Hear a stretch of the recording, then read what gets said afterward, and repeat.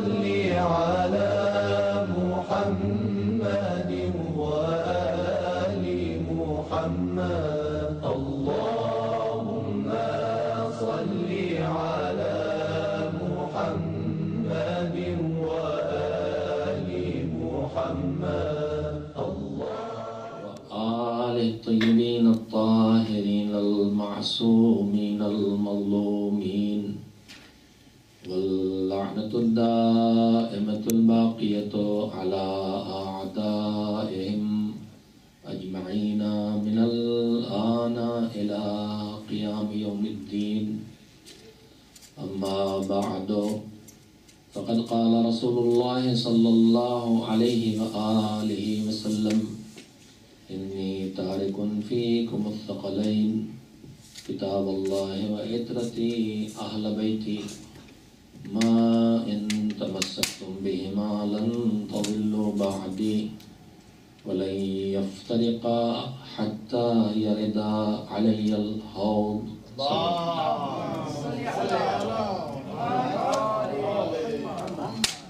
سیرت معصومین اور سیرت معصومین کی روشنی میں ہماری زندگی اس عنوان سے سلسلہ گفتگو ماہ مبارک کے آغاز سے جاری رہتے ہوئے ان تاریخوں تک پہنچا ہے جو مولا متقیان امیر المومنین امام المتقین حضرت علی بن ابی طالب علیہ السلام کی شہادت کی تاریخیں ہیں. 19 رمضان المبارک ہے آج. پروردگار عالم ہماری قیامت تک کی ہدایت کے انتظام کے لیے اسی طرح سے اہتمام کرتا ہے جیسا اہتمام اس نے دین کے پیغام کو پہنچانے کے لیے کیا، اور محافظین دین کا تعین بھی اسی نظام کے تحت اسی کی جانب سے ہوا جس نظام کے تحت انبیاء و مرسلین آئے تھے. مالک نے ان صاحبان کردار کو ساری دنیا کی مخالفت کے باوجود وہ زندگی دی، وہ کمالات دیے، اور پھر انہوں نے ان کمالات کے بنیاد پر آنے والی ذمہ داریوں کو اس طرح سے ادا کیا کہ ہم اور آپ اس زمین پر اگر اچھائی کے راستے پر چلتے ہیں اور چلنے کی کوشش کرتے ہیں اور برائی کے راستے سے اپنے آپ کو بچاتے ہیں اور معاشرے میں اچھے انسان بھی اگر سمجھے جاتے ہیں، تب بھی زیادہ سے زیادہ قابل توجہ بات عرض کر رہا ہوں، تب بھی زیادہ سے زیادہ اپنے دوستوں کے درمیان قابل اعتماد بنتے ہیں. جو چاہنے والے ہیں، جو پہچاننے والے ہیں، جو تعلقات والے ہیں، جو رشتے والے ہیں، جو علاقے والے ہیں، جن سے کوئی نہ کوئی تعلق ہے، ان کا اعتماد حاصل ہو پاتا ہے. محلے میں ایک بزرگ ہوتا ہے، وہ محترم ہوتا ہے، سب اس کو عزت کی نگاہ سے دیکھتے ہیں، لیکن کون؟ جو اس کا دشمن نہ ہو. یعنی ہماری نگاہ میں بڑے سے بڑا آدمی اور اونچے سے اونچا آدمی صرف اعتماد کرتا ہے تو دوست پر اعتماد کرتا ہے، یا اس کو الٹ کے کہوں کہ کامیاب ترین انسان، معتبر ترین انسان اگر دنیا میں اپنی حیثیت منوا بھی لیتا ہے تو دوستوں کا اعتماد حاصل کرتا ہے، دشمنوں کا اعتماد کسی کو حاصل نہیں ہو پاتا. مگر معصومین کے کردار وہ کردار ہیں جن کے سردار امیر المومنین علیہ الصلوۃ والسلام ہیں، کہ جہاں وہ اعلیٰ کردار ہے اخلاقی لحاظ سے، ایمانی لحاظ سے، سیرت و کردار کی طہارت کے لحاظ سے، احکام خدا کی پابندی کے لحاظ سے، شریعت کے پاس و لحاظ کے لحاظ سے، رضائے پروردگار کو سامنے رکھ کے جینے کے لحاظ سے وہ کامل، وہ مکمل اور وہ بھرپور کردار ہے کہ یہاں صرف دوستوں کو ان پر اعتماد نہیں ہے، دشمنوں کو بھی ان پر اعتماد ہے۔ میں اس کے چند نمونے آپ حضرات کی خدمت بس کروں۔ یہ معصومین کی معجزاتی زندگی کا ایک پہلو یہ بھی ہے، کل میں نے عرض کیا تھا کہ ان کی پوری زندگی معجزہ، ان کی پوری زندگی کے ہر پہلو پہ نظر ڈالیں گے تو معجزہ محسوس ہوگا۔ میں نے کل آپ خدمت میں بار بار کہا ہے کہ ساری رات جس گھر کے سے تکبیروں کی آوازیں آتی ہوں، اس گھر میں صبح جو دروازہ کھلے تو کوئی سخاوت، کوئی سائل واپس نہ جانے پائے، اس کی امید نہیں لگائی جاتی۔ جو مسلے بچھا کے مسجدوں میں بیٹھ جاتے ہیں ان کے لیے خیال نہیں ہوتا کہ وہ مرد میدان بھی ہوں گے۔ یہ کردار صرف وہاں دکھائی دیتا ہے۔ اور ایک جملہ جو کل آپ سے نہیں کہا تھا، آج کہنا چاہتا ہوں میرے عزیزوں، اس دنیا میں بڑی بڑی شخصیتیں پائی جاتی ہیں جن سے ہم واقف ہیں اور جن کو ہم پہچانتے ہیں، ہر فیلڈ کی شخصیتیں، فلسفے کے بڑے بڑے نام، افلاطون، سقراط، بقراط بھی بیچارہ فلسفی تھا، اس کا فلسفہ تو کسی نے نہیں پڑھا، لیکن ہمارے درمیان جب کوئی زیادہ قابلیت کی باتیں کرتا ہے تو اس سے ہی کہتے ہیں کہ بھائی بقراطی مت کیجئے۔ اب پتہ نہیں بیچارے بقراط نے کیا لکھا تھا، وہ تو کسی کو نہیں معلوم۔ تو فلسفے کی بحث میں جائیے، بڑے بڑے نام، جغرافی میں، جس فیلڈ میں دنیا کے چلا جائے، عبادت میں، ریاضت میں، شجاعت میں، بڑے بڑے نام آپ کو ملیں گے۔ لیکن میرے عزیزوں، ہر فیلڈ کے یہ بڑے نام کسی ایک دور کے بڑے نام ہوتے ہیں، ان کا اپنا ایک زمانہ ہوتا ہے، ان کا ایک دور ہوتا ہے، اس دور میں وہ نام بڑا نام ہوتا ہے، اس کے بعد وہ دور ختم ہوتا ہے تو ان کی بڑائی بھی وہیں رک جاتی ہے، اس سے بڑا کوئی سامنے آ جاتا ہے۔ آپ سائنسٹسٹ سے زیادہ تر حضرات یہاں جدید لوگ کے پڑھے لکھے بیٹھے ہیں، مجھے تو ان سائنسدانوں کے نام بھی یاد نہیں ہے، دماغ میں موجود نہیں ہے، چاہے میں نے پڑھنے کی کوشش بھی کی ہو، لیکن میرے عزیزوں روز ایک نئی تحقیق ہوتی ہے، روز ایک ریسرچ ہوتی ہے۔ تو جو پچھلا نظریہ دینے والا اس وقت کی سب سے بڑی شخصیت تھا وہ پیچھے چلا جاتا ہے، کوئی بڑی نئی شخصیت سامنے آ جاتی ہے، پچھلے نام بھول جاتے ہیں۔ یعنی ہر فن میں اور ہر ہنر میں اور ہر کمال میں آدمی بلندی پہ اگر آخری پہنچ بھی جائے، اگرچہ کوئی آخری بلندی پہ نہیں پہنچتا، ہر بلندی کے بعد دوسرا اس سے اگلی بلندی پہ آنے۔ ابھی آپ کے درمیان یہاں آج کل کھیل ہو رہے ہیں، اس میں بھی کیا ہو رہا تھا؟ ریکارڈ توڑا، ریکارڈ توڑا، ریکارڈ توڑا۔ یعنی پچھلی 5 سال پہلے والے گیم میں انہوں نے جہاں بلندی پائی تھی، اب یہ اس سے بچے بھی سمجھ جائے اس مثال کو، اور نہیں کوئی ریکارڈ توڑنے والی باتیں نہیں، لیول میں بے ایمانی میں ریکارڈ توڑا، وقت کی بربادی میں ریکارڈ توڑا، پیسے کے تباہی میں ریکارڈ توڑا، معقول کاموں سے خود بھی نکل کے آئے، زندگی لیو لائف میں لگائی، دوسروں کو بھی کام سے الجھا کے لاکھوں لوگوں کو بٹھا دیا تاکہ اتنی دیر وہ نہ کچھ پیدا کریں، نہ کوئی کام کریں، نہ کوئی سوچیں، بس ٹی وی کے آگے بیٹھ کے اپنی فکر کو، اپنی عقل کو، اپنے شعور کو، اپنے وقت کو، اپنی صلاحیت کو برباد کرتے رہیں۔ تو انہوں نے برباد کرنے کا ریکارڈ توڑا۔ اونچی چھلانگ کون کتنی لگا رہا؟ کہا جتنی اونچی تم نے لگائی کہ اس سے اونچی لگائیں گے تاکہ شیطان کا پرچم اور اونچا ہو جائے۔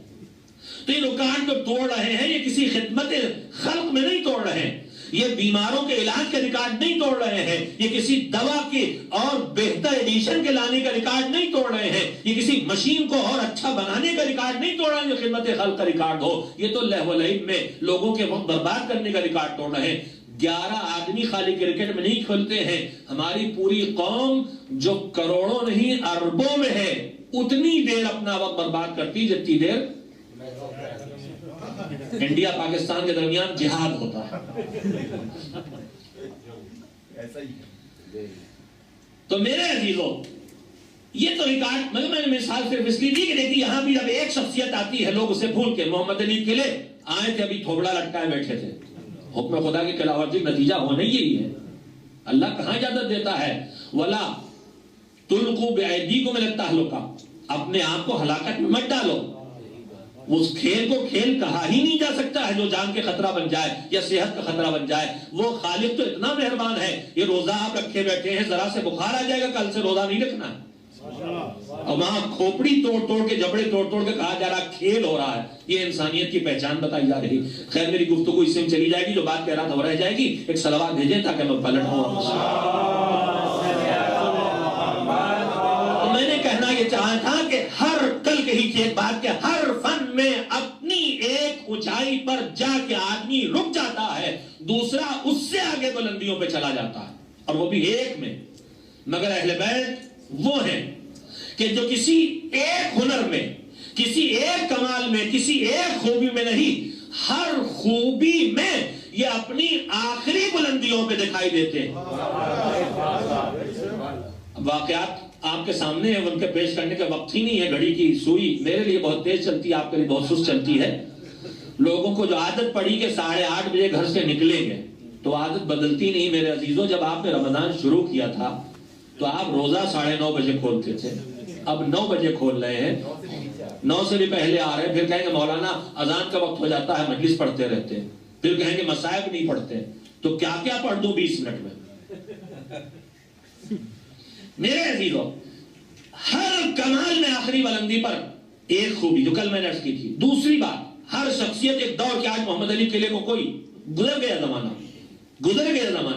ہر فیلڈ میں زمانہ گزر جاتا ہے لوگوں کا. بس میں نے بہت وقت لے لیا جملہ کہنے کے لیے. جملہ آپ متوجہ ہیں تو آپ کی خدمت میں رکھ دوں، پیش کر دوں. میرے عزیزوں، دنیا والے وہ ہوتے ہیں جو کسی ایک کمال میں ایک منزل پہ جا کے رک جاتے ہیں. محمد و آل محمد وہ ہیں جو ہر کمال میں آخری منزل پر دکھائی دیتے ہیں. دنیا والے ہوتے ہیں جن کا کمال، جن کی شخصیت کسی ایک دور کی شخصیت ہوتی ہے، لیکن محمد و آل محمد وہ ہیں جن کی شخصیت ہر دور کی زندہ شخصیت ہوتی ہے. 14 صدیوں پہلے بھی علی کی ضرورت تھی، آج 14 صدیوں بعد بھی علی کی ضرورت ہے.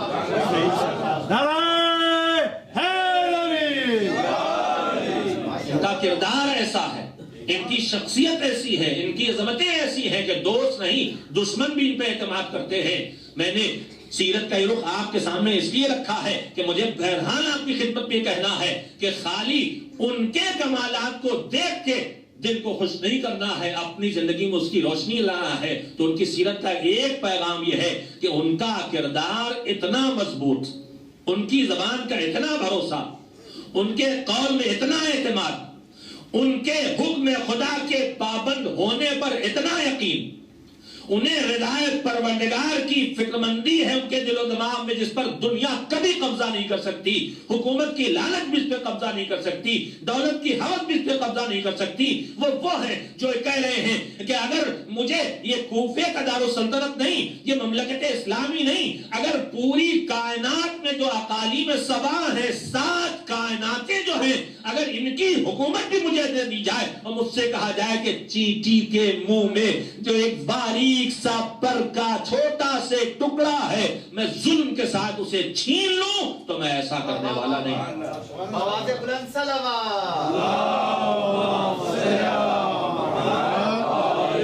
اتنا مضبوط کردار کہ دشمن صرف ان پر اعتماد نہیں کرتے، اپنے منصوبے ان پر بناتے ہیں، ان پر اعتماد کرتے ہیں.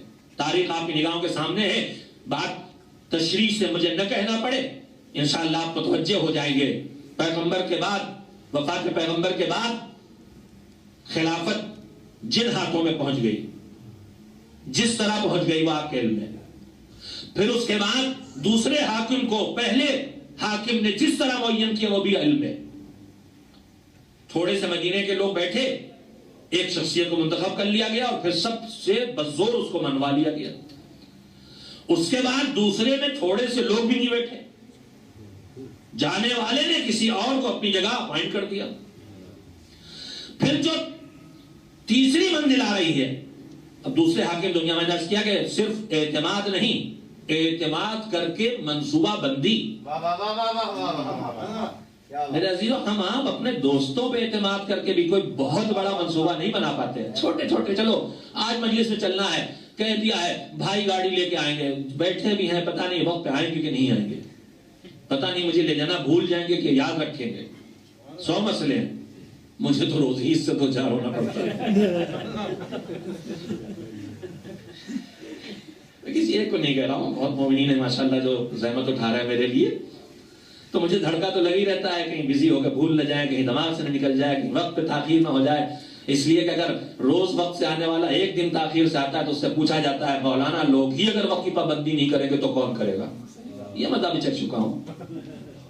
میں نے ان سے یہی کہا تھا کہ بھائی اتنے دن سے وقت سے آ رہے ہیں, یہاں کی بات نہیں ہے, اتنے دن وقت سے پابندی سے آج نہیں آئے تھے وقت پہ, تو آپ کو پوچھنا چاہیے تھا کہاں مر گئے تھے, کہاں ایکسیڈنٹ ہو گیا تھا, کہاں قتل ہو گئے تھے.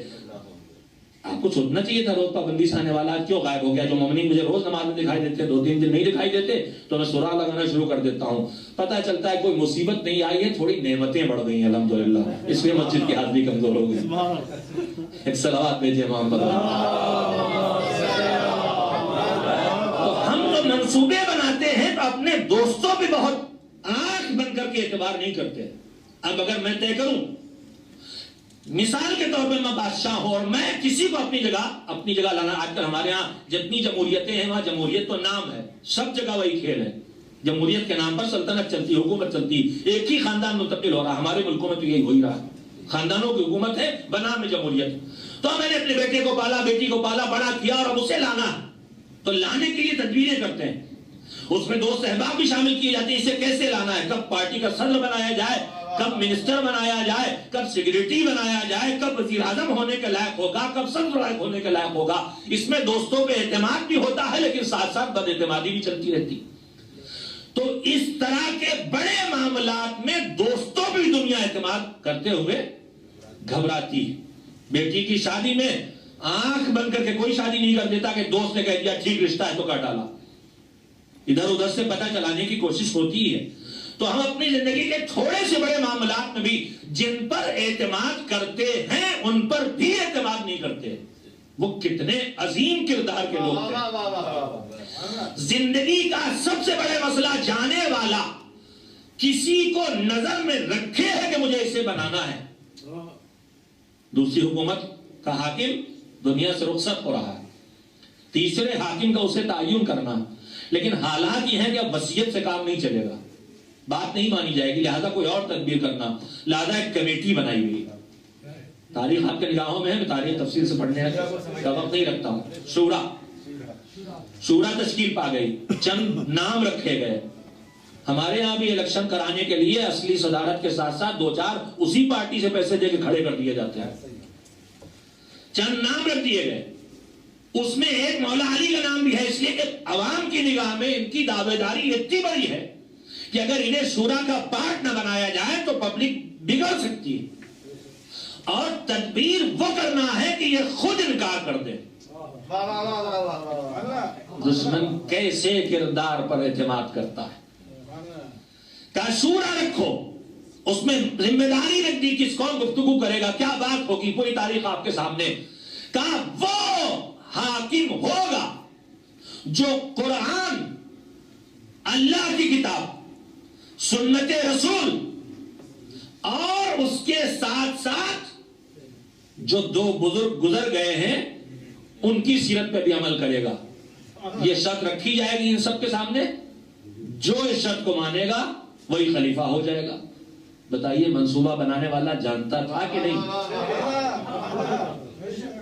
کہ کون نہیں مانے گا, کون نہیں مانے گا.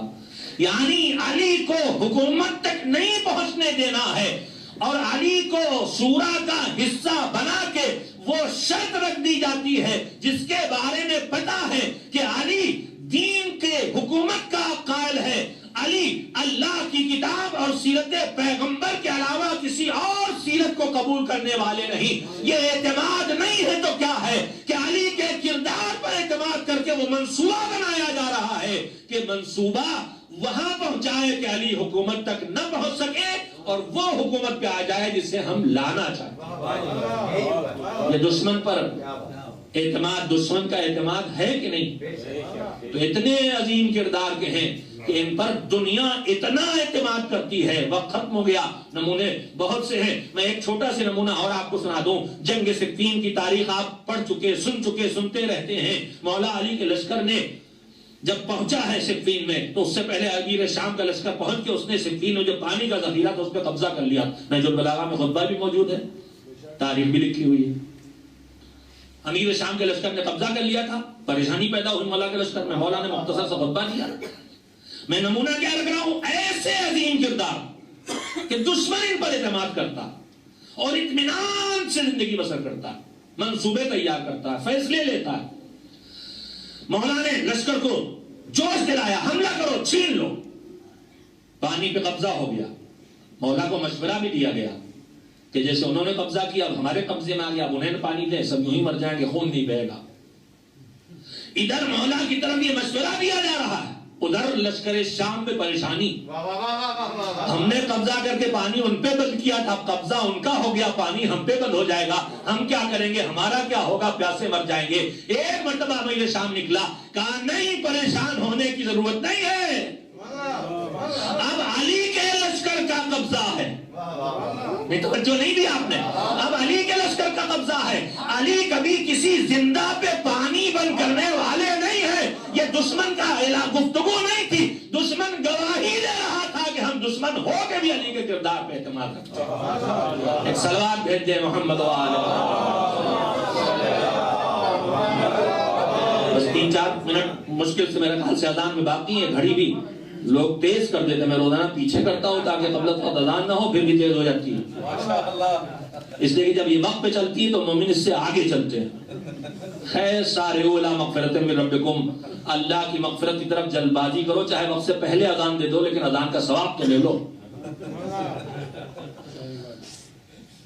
میرے عزیزوں, اس کردار سے کہ دشمن بھی اعتماد کرے, ہم اس اونچائی پہ نہیں پہنچ سکتے, مانے لیتے ہیں تھوڑی دیر کے لیے, لیکن میرے عزیزوں کم سے کم اتنا تو ہو کہ دوست اعتماد کریں. اتنا تو ہو ہمارے درمیان کہ دوست اعتماد کریں. ایسا تو نہ ہو کہ ہم 2 آدمی سے گفتگو کر رہے ہوں اور گفتگو کرنے والا جس سے گفتگو کر رہا ہے اس کی طرف کم دیکھے اور داہنے بائیں بار بار مڑ کے دیکھتا رہے, کوئی اور تو نہیں سن رہا.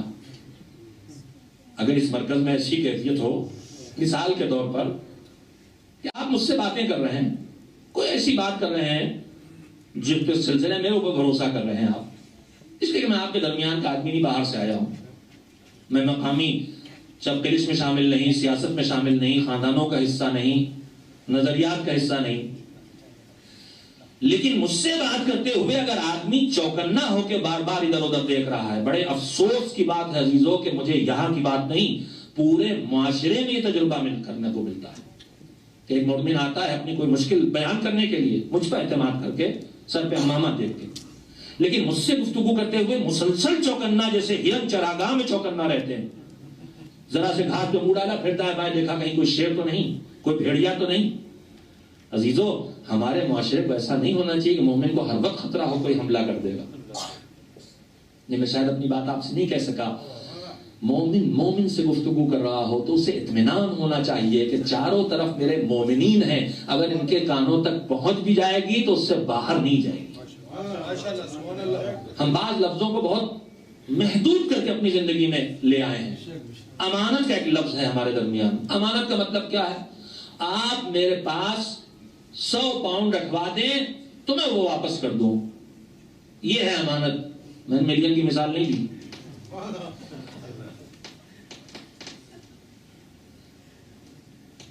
یہ امانت ہمارے یہاں رہ گئی. بس امانت یہ ہے کہ اگر کچھ مانگ کے لے آئیں تو واپس پہنچا دیں. یہ بھی تو نہیں رہ گئی, یہ بھی نہیں رہ گئی. آپ جاتے وقت میرے پاس کچھ پیپرز رکھوا گئے, میں پہنچا دوں. امانت یہ ہے کہ فوٹو کاپی نہ ہو میرے پاس پر. تو میرے عزیزوں, ہم نے امانت کو بہت سمیٹ دیا ہے. امانت صرف پیسوں کی امانت نہیں ہے, امانت کردار کی امانت بھی ہے, زبان کی امانت بھی ہے. میں صرف ایک جملہ رسول اکرم حضرت محمد مصطفیٰ صلی اللہ علیہ وسلم کا اپنے ہر بھائی اور بہن سے کہنا چاہتا ہوں. میں نے اور سے پہلے بھی اس موضوع پہ گفتگو کی ہے, چونکہ ہمارے معاشرے کی بہت سی مشکلات صرف اس ایک خرابی سے پیدا ہوتی, اس لیے میں بار بار پلٹ کے آتا ہوں. آج ذرا سے کہیں کچھ ہمارے ہاتھ لگا اور SMS دوڑنا شروع ہو جاتے ہیں, ذرا سے کوئی بھنک کسی خبر کی لگی اور ای میل جانا شروع ہو جاتے ہیں.